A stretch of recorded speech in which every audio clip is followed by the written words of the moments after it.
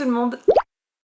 Je vous retrouve aujourd'hui pour l'épisode 4 de cette série de vlogs Best of Booktube 2024 où je lis les favoris de mes booktubeuses préférées. Et aujourd'hui la thématique de ce vlog ça va être les livres qui ont de fortes chances de me faire pleurer. Et comme d'habitude je vais mettre au test 3 titres préférés de mes booktubeuses préférées. Et exceptionnellement je n'ai aucun livre physique à vous montrer aujourd'hui parce que sur les 3 il y en a 2 que j'emprunte à la médiathèque. J'ai fait ma réservation tout à l'heure mais je les ai pas encore récupérés.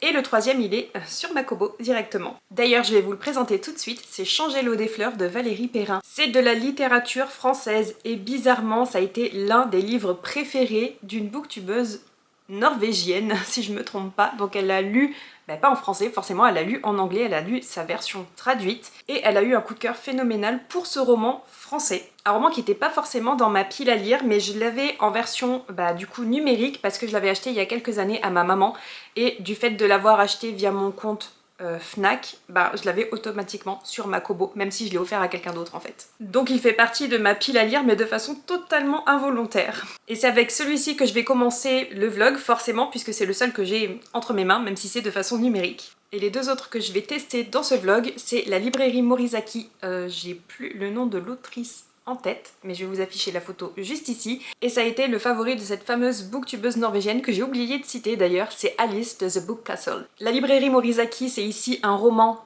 japonais si je me trompe pas, ça se passe au Japon en tout cas, et on va suivre une jeune femme qui vient de se faire salement larguer, qui va aller s'installer dans une petite ville où son oncle vit et tient une librairie, donc elle va, j'imagine, reprendre goût peu à peu à la vie. Et enfin le 3e c'est un roman que je veux lire depuis longtemps, mais auquel je ne donne absolument jamais la priorité. C'est un roman de Fredrik Backman que j'avais déjà lu avant que je sois sur YouTube. C'est l'auteur de La vie selon Ove, enfin je crois que c'était ça le titre en français. Mais ce mois-ci je vais découvrir La petite ville des rêves brisés. Il me semble que c'est ça le titre en français aussi. J'ai pas la liste sous les yeux. Évidemment j'ai pas mon téléphone avec moi pour vérifier si je dis vrai. Le titre en anglais c'était Beartown. Et donc là je vais le lire en français. Là aussi il faut que je l'emprunte à la médiathèque, donc je l'ai encore pas dans les mains. Bref, il est temps de démarrer ce vlog, il est temps d'aller me coiffer, puisque vous avez dû le voir, je suis absolument pas coiffée, je sors de la douche, j'ai les cheveux encore un peu mouillés.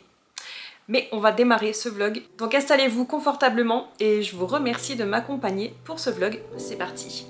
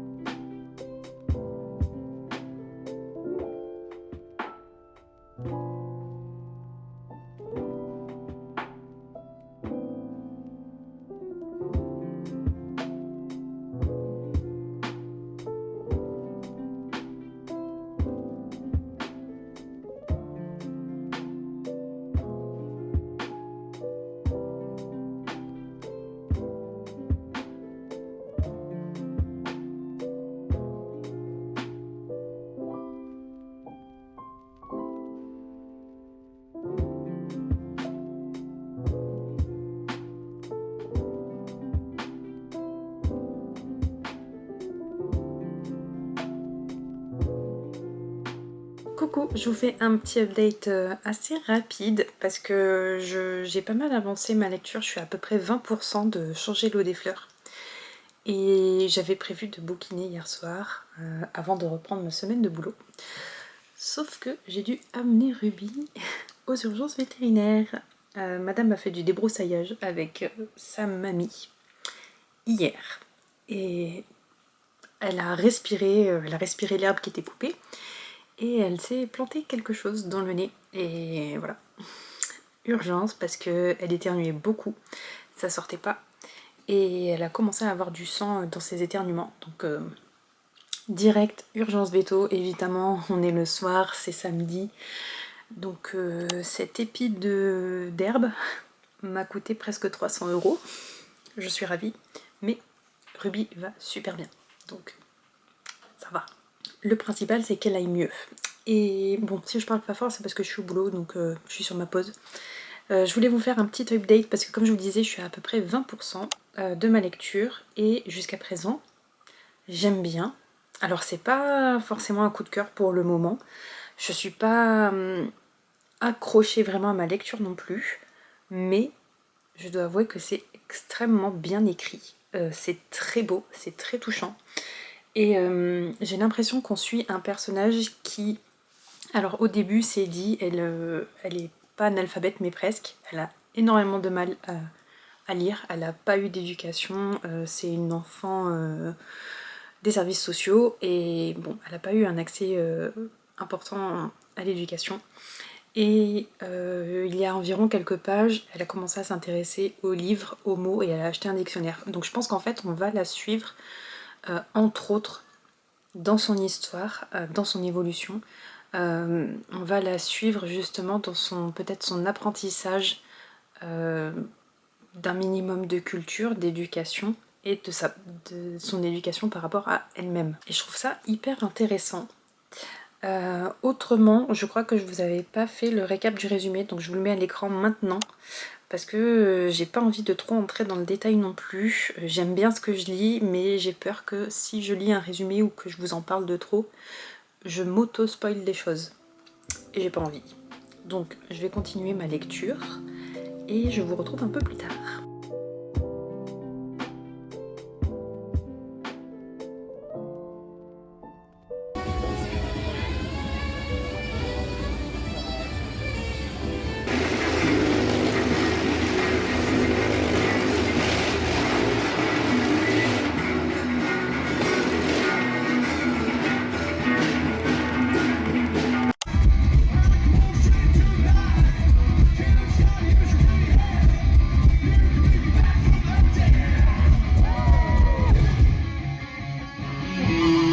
Bon alors je vous retrouve presque une semaine après le festival de bikers auquel je suis allée, où je suis allée voir Royal Republic, encore une fois.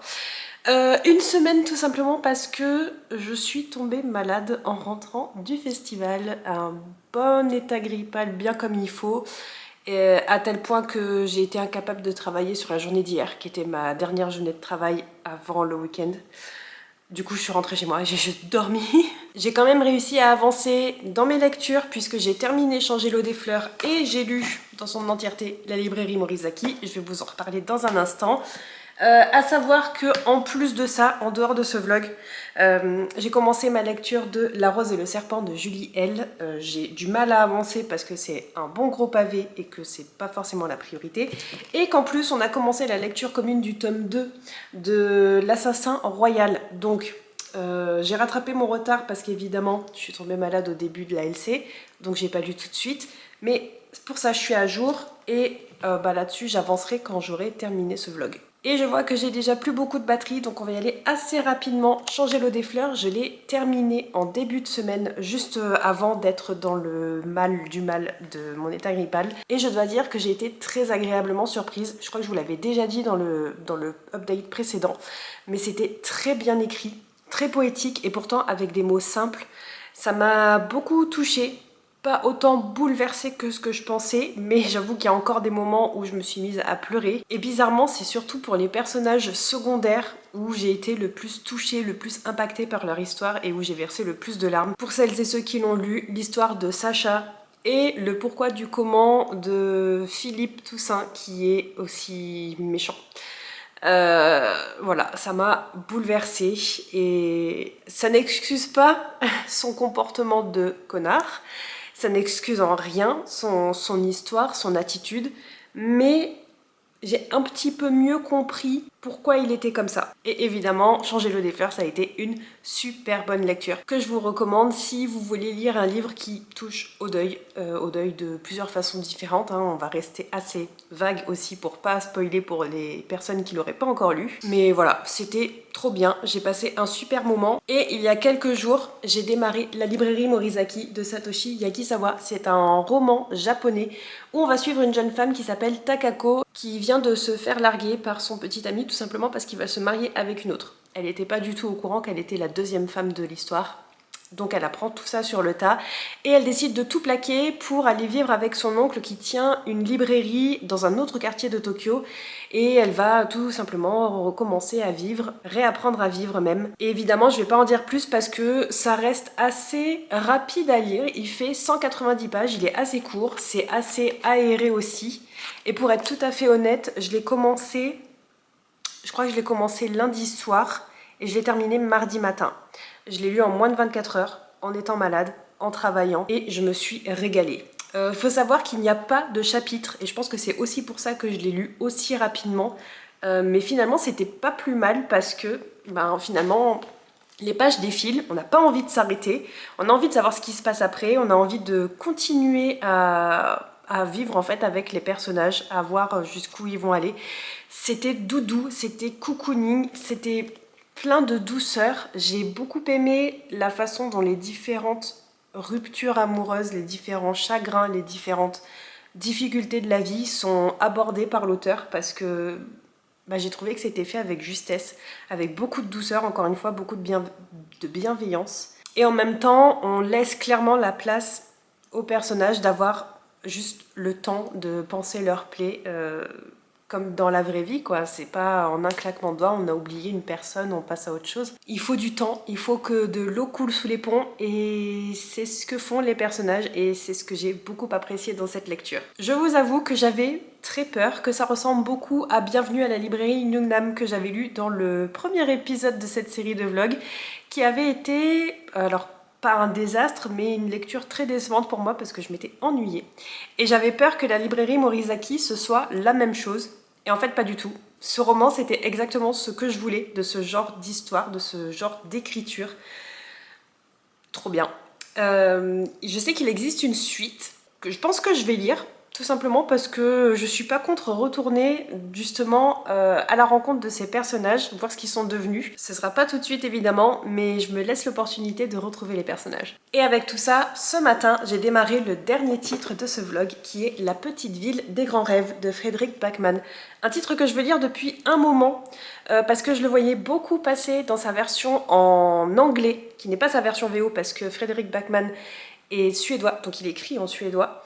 Mais je le voyais beaucoup passer en VO sous le titre Bear Town avec la même couverture et j'avais souvent très envie de le lire mais je savais pas qu'il existait en français et en fait c'est le cas. Et d'ailleurs je m'étais pas rendu compte mais c'est le premier tome d'une trilogie. Voilà, je me suis encore embarquée dans une série sans forcément faire exprès, mais pourquoi pas. Je vous mets le résumé à l'écran parce que j'ai pas envie de le relire. Je viens de commencer ma lecture, hein. Je suis à la page 48, au chapitre 6. Donc j'ai pas grand chose à vous en dire, à part qu'on sent bien qu'on est dans une ville où le hockey a toute sa place et que c'est même un peu le centre du monde. Donc voilà, assez hâte de voir ce qu'il en est avec ce titre. Je pense que c'est celui-ci qui a le plus fort potentiel de me faire chialer comme une madeleine, parce que j'avais lu un autre titre de cet auteur, je vous mets l'image juste ici, et j'avais vraiment été bouleversée par cette histoire, positivement hein, évidemment, mais c'était trop beau, très triste aussi, mais très beau. Et j'espère que c'est ce que je vais retrouver avec La petite ville des grands rêves.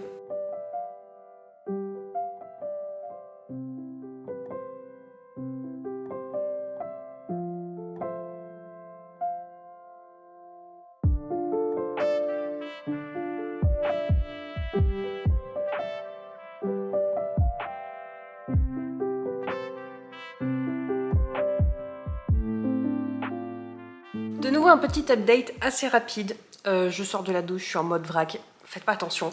Je suis à peu près à la moitié de La petite ville des grands rêves de Fredrik Backman. Je suis arrivée au chapitre 22, à la page 197. Et il vient enfin de se passer l'accident, l'événement tragique qui fait la base de ce roman. Ça fait presque 200 pages et en presque 200 pages, on a vécu uniquement 2 journées dans la ville à travers de multiples points de vue, de multiples souvenirs, flashbacks de plusieurs personnages. Et j'avoue que pour le moment, je lutte. Alors c'est assez bizarre parce que une fois que je suis dedans, j'avance. J'ai un peu de mal à le lâcher, mais en même temps, il se passe vraiment pas grand-chose. À part là, juste à la fin du chapitre précédent où il s'est passé The Event. Pour l'instant, je retrouve pas ce côté hyper attachant que j'avais eu avec La vie selon Ove. J'arrive pas à retrouver le style d'écriture que j'avais aimé. Alors encore une fois, c'était il y a plusieurs années, donc c'est peut-être aussi juste que je m'en souviens pas. Mais c'est pas aussi bon que ce que j'attendais. Et j'ai l'impression que je suis un peu maudite parce que à chaque fois qu'il y a un livre que j'ai super envie, que je suis super hypée de découvrir, ça le fait pas. Et il y a d'autres titres où je m'en fiche un petit peu entre guillemets et ça match. Mais bon, il faut que j'avance quand même parce que je suis pas encore tout à fait à la moitié. Il fait 450 pages. Donc dans 25 pages, je serai arrivée à la moitié. Mais de toute façon, j'ai bien l'intention de lire encore au moins une centaine de pages aujourd'hui, histoire de vraiment avancer. Et de toute façon, je vous referai un dernier point une fois que je l'aurai terminé. Sinon, je voulais vous faire juste un petit update d'un truc what the fuck qui vient de m'arriver. Ça m'est jamais arrivé et je pense que ça ne m'arrivera jamais de nouveau. J'ai fait une commande sur Réjeanne pour un maillot de bain de règles. C'est celui-ci. Voilà. J'ai déjà le même modèle mais dans une autre couleur que j'adore tout particulièrement. Et donc du coup je m'étais commandé l'autre couleur pour avoir un deuxième maillot parce que j'essaie d'aller à la piscine assez régulièrement. Ces derniers temps j'arrive pas trop mais j'essaye quand même. Bref, j'ai donc commandé un maillot et en fait j'en ai reçu 1, 2, 3, 4 et le cinquième en fait c'est celui que je vais garder et qui est dans ma salle de bain parce que je l'ai réessayé quand même. Donc en fait j'ai commandé un maillot et j'en ai reçu 5. J'ai pourtant bien vérifié ma facture. Il y a bien quantité. Hein. Je sais pas ce qu'ils ont foutu. Donc je pense que je vais les appeler et que je vais les refaire. Coucou! J'ai reçu 5 exemplaires de l'article que j'avais commandé une seule fois. Comment ça se passe pour le renvoi? Donc voilà, je vais m'occuper de ça. J'ai du montage à faire et ensuite je reprends le Frédéric Backman.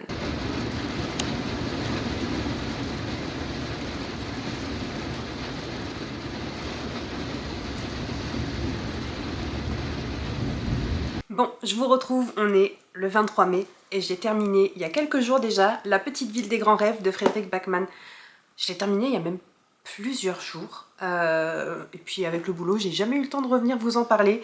En gros, je reste sur ce que je vous disais sur le dernier update. Je me suis ennuyée et je suis même arrivée à un point où 80 pages avant la fin, j'ai hésité à l'arrêter. Et quand j'ai compté que j'ai vu qu'il me restait 80 pages, je me suis dit que c'était ridicule et qu'il valait mieux que je le termine. Et bon, en gros, ça n'a rien changé. Toujours aucun attachement au personnage, toujours aucun attachement à l'intrigue, à l'histoire de la ville, tout ce qui se passe là-dedans finalement. Quand même plus de 400 pages, 450 pages, où franchement je suis très étonnée de me rendre compte que j'ai pas du tout accroché à cette histoire. Bref, vraiment pas de changement par rapport à la dernière fois. Toujours autant de points de vue dans un seul chapitre, puisque je sais plus si je vous l'avais dit, mais en gros, on a tellement de points de vue différents, notre narrateur suit tellement de personnages différents, que à chaque paragraphe, on a un personnage différent. Donc si dans un chapitre, il y a 15 paragraphes, il y aura 15 points de vue. Et franchement, j'étais perdue. Le temps que je sache avec qui j'étais, on était déjà en train de passer à un autre perso. Bref, j'étais constamment perdue. Et puis finalement, ça fait très peu avancer l'histoire. Donc tout ça, les 450 pages, il se passe genre une semaine. Et deuxième chose qui m'a vachement agacée, et qui pourtant d'habitude me plaît beaucoup, c'est un procédé littéraire qui fait vachement avancer au niveau de la narration, que d'habitude donc j'aime beaucoup, c'est le foreshadowing. Donc si vous voulez, ce sont ces petites phrases disséminées par-ci par-là qui nous pointent du doigt que ce qui est en train de se passer, ça a eu un impact dans le futur. Mettons par exemple, voilà, là je tombe par hasard, on est à la page 175, on nous dit « À cet instant, personne ne le sait encore, la tempête se lève ». Que des petites phrases comme ça, il y en a à au moins une fois par chapitre. Et alors d'habitude le foreshadowing ça me plaît beaucoup parce que ça capte encore plus mon attention et ça me donne encore plus envie de continuer. Là c'était tellement fréquent que je levais les yeux au ciel assez régulièrement et bref, j'étais saoulée. Franchement, si ça n'avait pas été pour cette série de vlogs, je l'aurais abandonné très très rapidement. Je me suis forcée, je suis allée jusqu'à la fin et bon, voilà. Je l'ai terminé et je vous confirme que je continuerai pas la série. Je lirai pas le tome 2, je lirai pas le tome 3. De toute façon, le tome 3 est toujours pas sorti en français. Est-ce qu'il sortira un jour? Oh, je ne sais pas. Mais dans tous les cas, c'était pas pour moi. Et je suis hyper déçue parce que, encore une fois, Frédéric Backman, je l'avais beaucoup aimé avec La vie selon on veut. Et je m'attendais vraiment à ce que ce soit le meilleur titre que je lise dans ce vlog. Et finalement, c'est celui que j'ai le moins aimé. Et ma voix part en sucette puisque je suis encore un petit peu malade. Bref, du coup, évidemment, si on devait faire un top 3 des titres de ce vlog, forcément, La petite ville des grands rêves en numéro 3, c'est celui que j'ai le moins aimé, sans surprise. Et par contre, entre la librairie Morizaki et Changer l'eau des fleurs, j'ai un petit peu plus de difficultés à savoir lequel j'ai le plus apprécié. Parce que j'ai été agréablement surprise par les deux. Je m'attendais à aimer mais sans plus, voire à être un petit peu déçue avec celui-ci. Et finalement, j'ai passé un super bon moment avec ces deux lectures. Je pense qu'on aurait quand même Changé l'eau des fleurs en numéro 2 et la librairie Morizaki en numéro 1 parce que celui-ci, j'ai juste pas réussi à le lâcher jusqu'à ce que je sois arrivée à la fin. Alors que Changer l'eau des fleurs, globalement, j'ai été vachement agréablement surprise, mais il y a cette petite histoire d'amour entre deux personnages où j'ai vraiment pas accroché. Et si ça avait été que de moi, next. Donc voilà, peut-être un point un petit peu plus négatif pour Changer l'eau des fleurs et la librairie Morizaki en numéro 1. Et je crois que je vous l'avais déjà dit, mais je pense que d'ici à la fin de l'année ou peut-être l'été prochain, j'aurai lu le tome 2. Bref, je m'attarde pas trop puisqu'il est temps que je monte cette vidéo pour qu'elle sorte à temps. Donc n'hésitez pas à me dire dans les commentaires comme d'habitude ce que vous en avez pensé. Et si vous voulez me laisser un petit emoji, allons-y avec les emojis fleurs, bouquet de fleurs, par rapport au titre Changer l'eau des fleurs évidemment. Quant à nous, on se retrouve la semaine prochaine pour une nouvelle vidéo. Je vous dis bye bye.